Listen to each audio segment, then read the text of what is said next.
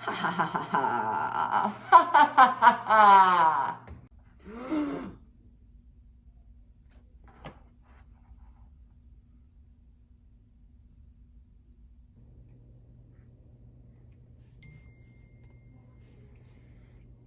Jinkies. Let's go, friend. There's something different about you, definitely, but I can't put my finger on it. All right, Scoob, let's go. Scoob? Scooby? Scooby-Doo, where are you? Oh, there he is. Scooby-Dooby-Doo, where are you? We got some work to do now. Scooby-Dooby-Doo, where are you? We need some help from you now. Come on, Scooby-Doo, I see you. Pretending you got a silver. You're not here with me, 'cause I can't see the way you shake and shiver. I've been waiting for you. This is like a video game, Scoob. Shaggy, pay attention. Okay. I'm assuming you all got my texts. No, we're here to roast marshmallows. Really? No, Shaggy. Oh, man. I've called you here because I'm being sourboyed by a maniac! That's not okay. Okay, let's start with checking the account for clues. Look, he's going live right now, guys. Like, let's click on it. Hello, Mystery Gang. I know you're watching this because you think you can stop me, but you're wrong. No one can stop me. I'm anonymous. I'm invisible. I'm completely disinhibited. If you want to keep looking for me, you can. I'll even give you a clue. I'm somewhere nearby. But you'll never find me. Okay, gang, this is where we split up. What'd you do for Scooby Snack? Okay. Actually, I agree with Scooby. What, Fred? He's right. Ever since we decided I changed our shirts from different colors, it's a lot harder to tell us apart. We haven't changed a bit, Daphne. I don't know. I feel uneasy. I told you to go pee before you left. Yeah, you're right. I think I should just go leave and not come back. Just use the bathroom here. I don't know. Public restrooms. So me and Dave will go this way. Why do I always have to go with you? So the writers can just lazily work in some deleted scenes. Guess you're with me, Alma. No, I'm good by myself. You guys can go together. Zoinks! So, why'd you like that girl's Instagram photo? She's snack. What's that supposed to mean? Oh, you know she's yummy. You're gross. What do you mean I'm gross? You only like that girl's Instagram photo because she's hot? Yeah. What Fred, else? Fred, come on. Jinkies, I gotta run to the rest of the gang and find them.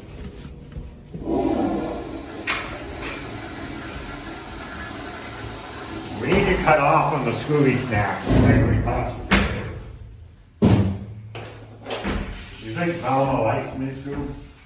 I think he does. I just gotta stop acting scared of her.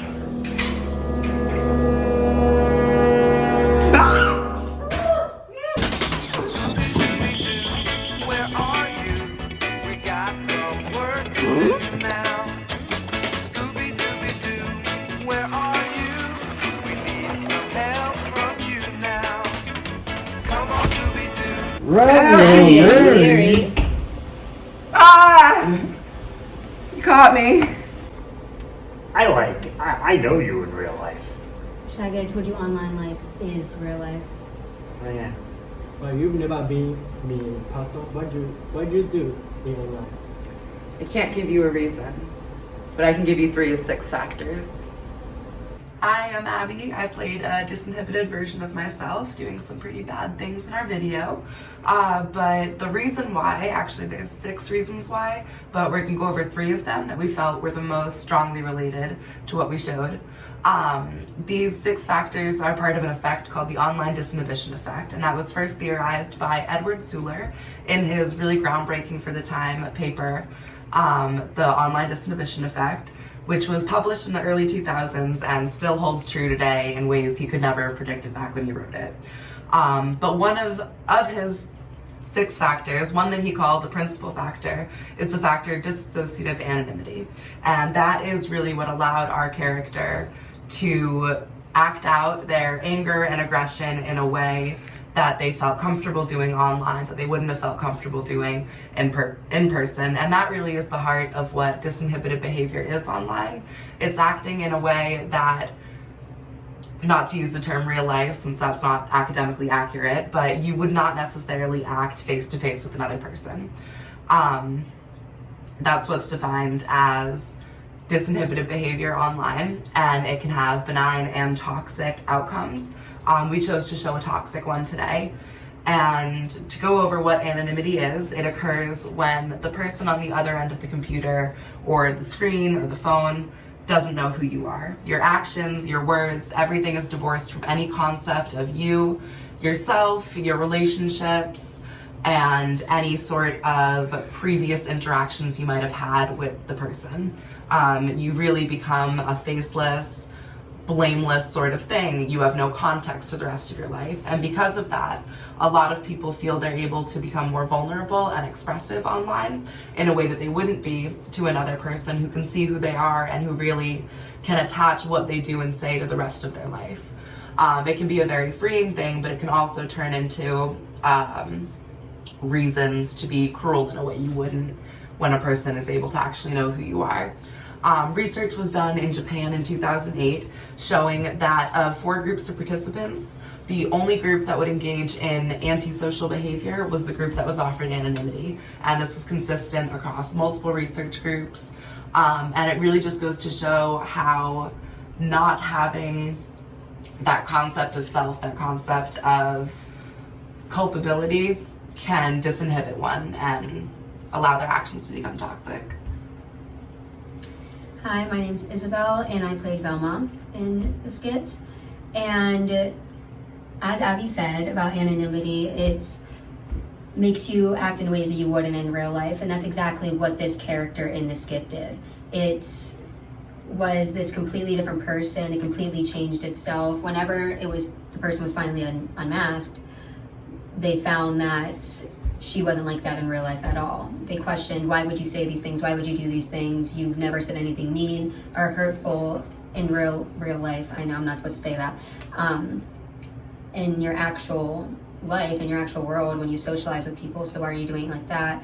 And so whenever she had the fake Instagram account, it made her feel comfortable enough to just become a completely different person, completely disinhibit herself, and become this cruel and mean person portraying this toxic disinhibition as well that she did with the anonymous name and face to her. The voice. Yes, the voice. The voice. Yeah. Right, so my portion is the invisibility effect. As social media becomes more and more popular, the struggle to act like yourself becomes harder and harder. When realizing this, we begin to look at the factors that start to play into this. The invisibility effect talks about the way people use the social media to cover up what they wouldn't say in real life. Since you don't see body language and people's tones through a screen, it allows you to say and do what you want without a lot of worries. A lot of seeing someone in person requires eye contact and quick responses, but when on social media, you can be invisible and respond to when you feel comfortable in what you would like to say. This is a dangerous effect, but allows you to explain how you feel at a different level at all times. Perfect. Hi, I'm Dan Carl McIntyre, and I played Shaggy in Scooby-Doo and the Disinhibited Devil, and I'm going to tell you why and how invisibility works in the actual film. So the bad guy in the film is online, and she comments a rude post on somebody else's Instagram. And the reason for that is because online, she's invisible to his emotions, to what will come after he sees that post. And he's also invisible to her. So that disconnect between seeing someone in real life and seeing someone in online real life is there, and that's what contributes in the actual film. Hi, I'm Thomas Cully. I had to play the dog in the suit. Hi, I'm Daiki. I played Fred in the movie. So we're gonna go over the minimization authority for the distribution effect. To describe it, it's pretty much when two people who are usually at a different level of authority, say for example, a boss or and a coworker, compared to online, the coworker is about on the same level as the boss compared to real life.